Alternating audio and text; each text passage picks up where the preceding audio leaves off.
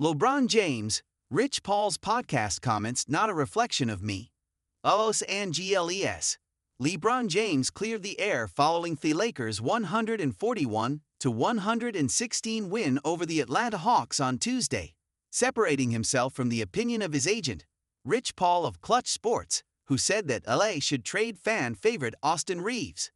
I think you all know by now, Rich is his own man, and what Rich says is not a direct reflection of me and how I feel, James told ESPN on his way out of Crypto.com arena. And I hope people know that. I hope people know that, and if they're not sensible to know that, then I don't know what to tell them. Paul, on a recent episode of his podcast, Game Over with Max Kellerman and Rich Paul, said the Lakers should swap Reaves to the Memphis Grizzlies for two-time All-Star big man Jaren Jackson Jr. If you're building around Luka Doncic going forward, which they are, you need that anchor, Paul said. And Jaren doesn't want to be a part of a rebuild. Paul presented a scenario in which the Lakers would offer expiring contracts and either their 2031 or 2032 first-round pick to target Jackson and 6'9" Memphis forward G.G. Jackson as a developmental project. And then he added LA would trade Reaves as the centerpiece of the offer, before they would have to decide on offering him a 5-year, $241 million max contract extension this summer. This comes with a very unemotional attachment because Austin is beloved, which he should be. He's an underdog, Paul said. There's a world where you can do what's best for your team and do what's best for Austin, because Austin deserves to get paid. Now, I love him as a Laker, but if that was a situation where we're getting balance, because if you put all the money into just the backcourt and then your flexibility is restricted going forward to fill out the rest of the team, then building a full roster is challenging. Paul said Jaren Jackson Jr. would provide a 26-year-old center for the 26-year-old Doncic to pair with, and also set up Reaves for success with his own team. Memphis would definitely pay Austin, Paul said. He would become, probably their point guard and leading scorer for sure, but definitely their highest paid player. James told ESPN he did not consult with his longtime friend Paul about the decision to enter the media space and host the podcast before it launched last month. Rich, that's what he's doing, James told ESPN. That's his whole thing. That's what he's doing.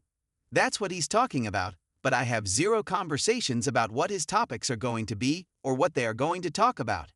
He is his own man, and that is his platform. One of Reaves' agents, Reggie Berry of A&R Agency, approached Paul on the sideline near half-court at halftime of the Lakers-Hawks game Tuesday. The two spoke for more than 5 minutes, and the topic of conversation was Paul's public trade scenario regarding Reaves, sources told ESPN.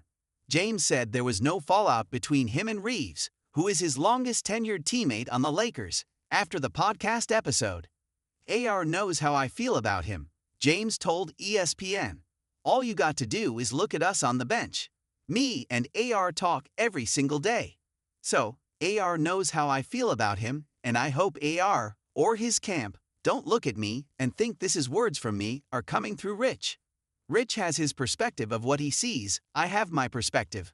I'm a grown man, he's a grown man, and I think people should realize that grown men can say whatever they want to say, and it shouldn't reflect somebody else is saying it.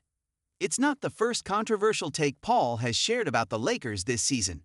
In December, around the time La lost to the San Antonio Spurs in the NBA Cup quarterfinals, Paul said on the podcast that the Lakers were not championship contenders. James responded by saying, "I can't think about what we can do in the playoffs in December. Talking about what type of damage we can do in the postseason in December, that's not right for the basketball gods." Though some interpreted that take by Paul as using the podcast as a call to urgency to put public pressure on the Lakers front office to make moves and ultimately serve his marquee client in James, he has shared other opinions on the podcast that seemingly remove his aged association with a player from his viewpoint. For instance, he said that the Milwaukee Bucks should insist on getting back Jalen Johnson in any trade discussions with Atlanta about Giannis Antetokounmpo, but acknowledged Johnson, his client, wouldn't want that. Paul also shared that he would rather have Michael Jordan take the last shot in a game over James. Before James spoke about Paul's podcast, he played one of his finest games of the season. He scored 31 points on 12 for 20 shooting with 10 assists and 9 rebounds, and played on the second night of a back-to-back for the first time this season after sitting out the first month of the Lakers campaign because of sciatica affecting his lower back and down his right leg. Lakers coach J.J. Redick went out of his way to defend the 41-year-old James in his post-game remarks. "I don't take for granted the LeBron stuff," Redick said. "It's actually unfortunate how much this guy puts into it, and how much he cares and the way certain people talk about him. It's crazy. Come be around him every day and see how much this guy cares. It's off the charts." Not long after, James defended Paul's podcast venture. "It's his prerogative," James told ESPN.